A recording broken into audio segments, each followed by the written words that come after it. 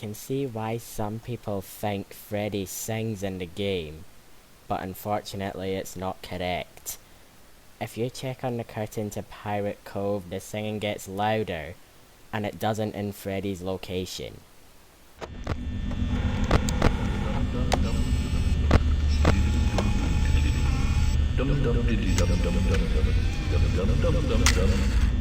And if you pay close attention to Freddy's laugh, you'll notice it does not match with the singing voice.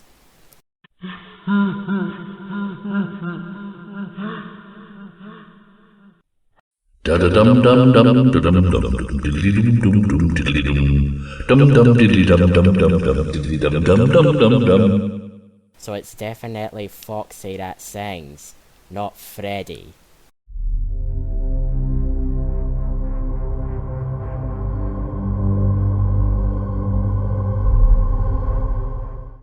Yes, Chica is yellow, like a normal cartoon duck, but unfortunately, Chica is not a duck. If you pay close attention to the poster in your office, you'll notice that her toes are spaced out, like a chicken. And if you can tell the difference between a chicken and a duck, you'll know that Chica is a chicken, and not a duck. And Chica is yellow because she is very possibly a baby. She's yellow like a chick, and of course, she wears a bib.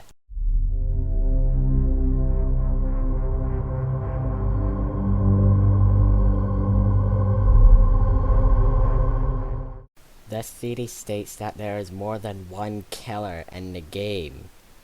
This one here, for instance, Pink Guy, or sometimes Violet Guy. But there cannot be more than one killer in the game, because if you look here, not one of these sprites matches the first sprite in the mini games. Not one. And almost every sprite changes. So it's the same with the purple guy's sprite. All of these killers are the same killer.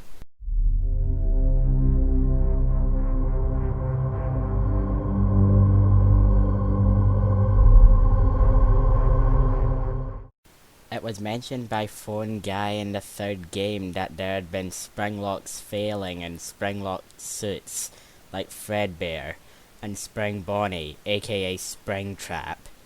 People believe that the Bite of 87 was caused by a Springlock failure. Let's say this is a spring lock. It can be tightened and the spring would move the endoskeleton out of the way. Therefore a human could fit inside. If the spring lock was to fail, it would instantly untighten and just spring right back. So the spring lock can only fail if it's been tightened. And as you can see, there is no one inside Fredbear.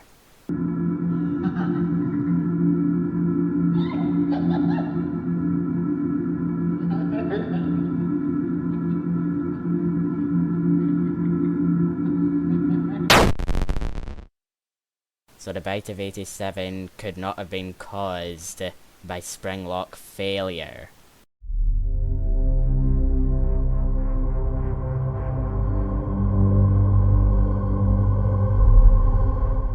People believe Foxy's jaw is broken because it hangs out most of the time. This, however, cannot be true.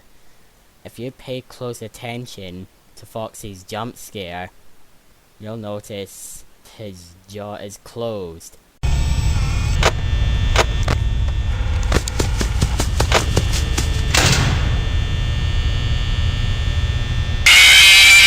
Let's see Foxy's jump scare in slow motion, shall we?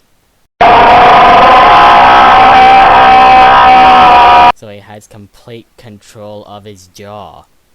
And if you look closely at Withered Foxy's jump scare in the second game, you'd see that his jaw is still not broken. Let's see it in slow motion, shall we? So it would be impossible for Foxy's jaw to be broken if he had control of it.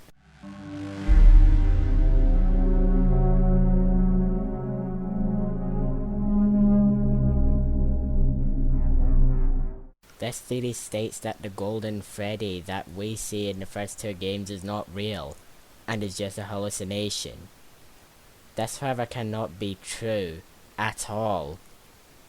In the second game, we can tamper with Golden Freddy's AI level, meaning he is a real, living, breathing animatronic.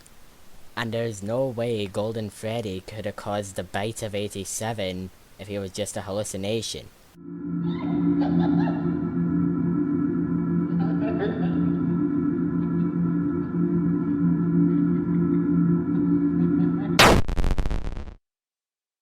And in the Night 4 phone call, Golden Freddy's jump scare sound is recorded. And this could not be recorded if it was just a hallucination.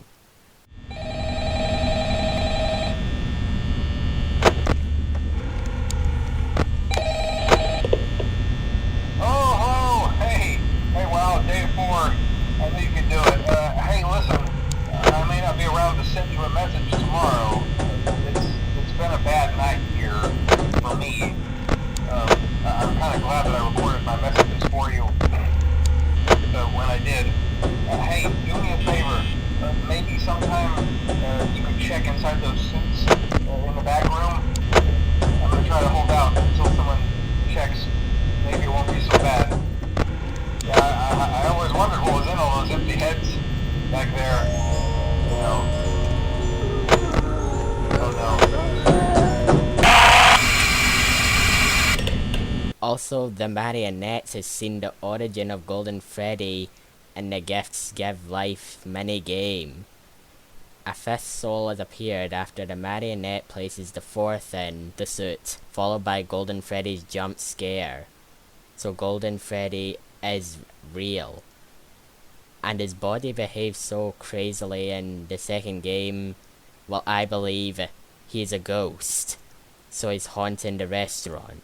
And it can't be the soul of the dead child that Golden Freddy has inside of him that's making him behave so crazily. Not one of the animatronics behaves like Golden Freddy. Not one.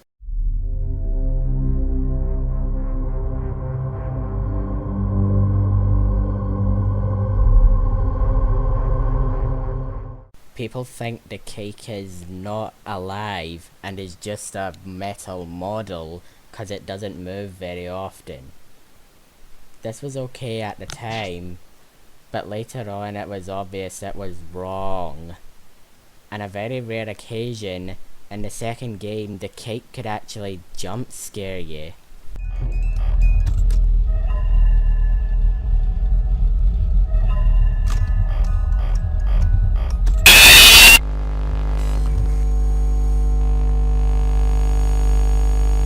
The cake can jump scare you in the third game. Hello. The fourth game.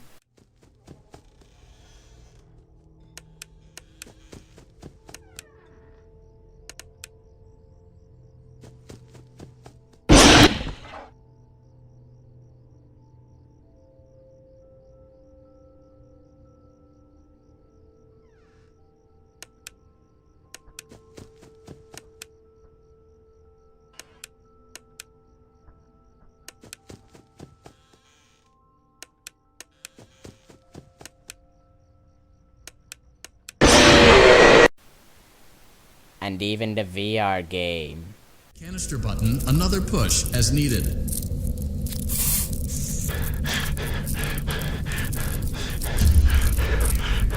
Return the cupcake to Chica's plate.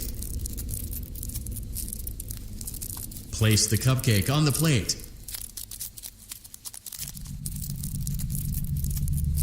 Please. So it would be impossible for the cake to be a model if it could move. So there is a fact about the most mysterious animatronic in the series.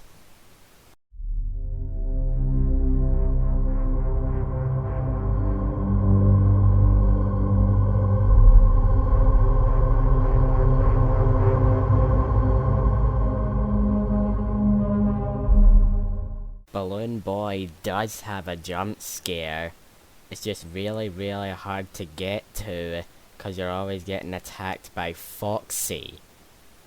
If you go to the custom night and tamper with Balloon Boy's AI level, you would be able to get to Balloon Boy's jump scare. Just watch this.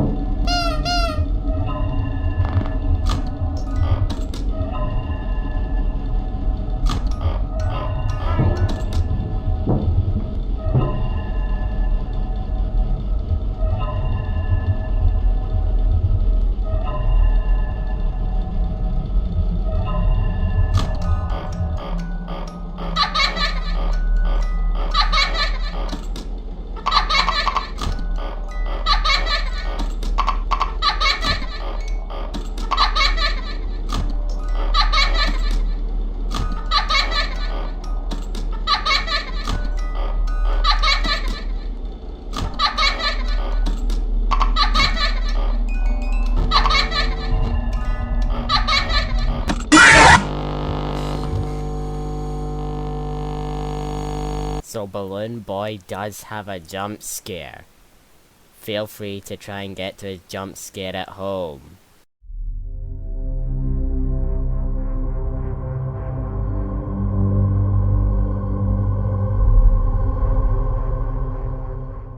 They thought anybody could be a suspect for the Bite of 87, but none of these characters could have done it. It was mentioned by Phone Guy in the first game about the Bite of 87. Children, we need to show them a little respect, right? Okay. So just be aware, the characters do tend to wander a bit. They're left in some kind of free roaming mode at night. Something about their servos locking up if they get turned off for too long.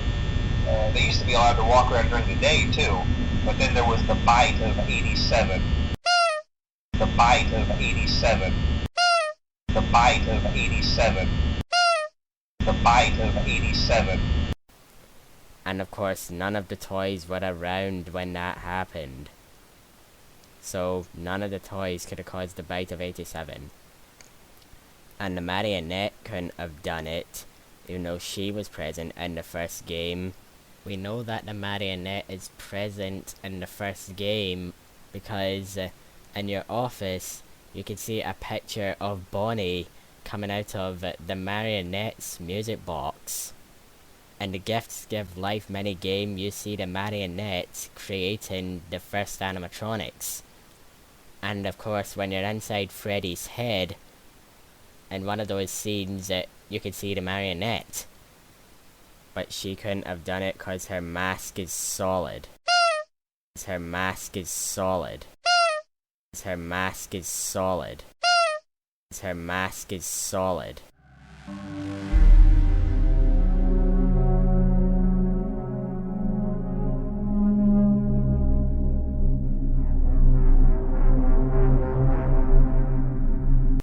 This theory was okay when we first knew the marionette existed, but later on in the series it was obvious it was wrong. If you look very, very, very closely at this image of the puppet in the third game, you'll notice that she is wearing a skirt. But people still believed the marionette was a boy. Some thought it was a mystery in the marionette's gender. But then, when the Ultimate Custom Night game came out, it was obvious the mystery was solved. Cause some of the animatronics talk after their jump scare. Foxy. Never underestimate the cunning of a pirate. Or a fox, for that matter. Mangle. Don't be afraid. Soon you will look just like me. Beautiful. Toy Freddy. That game was totally rigged! Toy Chica. Where's my beak? Lodged in your forehead, of course. Nightmare BB. Come closer. Help me count my teeth. Nightmare Fredbear. Let me put you back together, then take you apart all over again. Nightmariano. This is a nightmare that you won't wake from. Even the Marionette. The others are under my protection. So it would be impossible for the Marionette to be a boy if she talks like that. Therefore she is not one.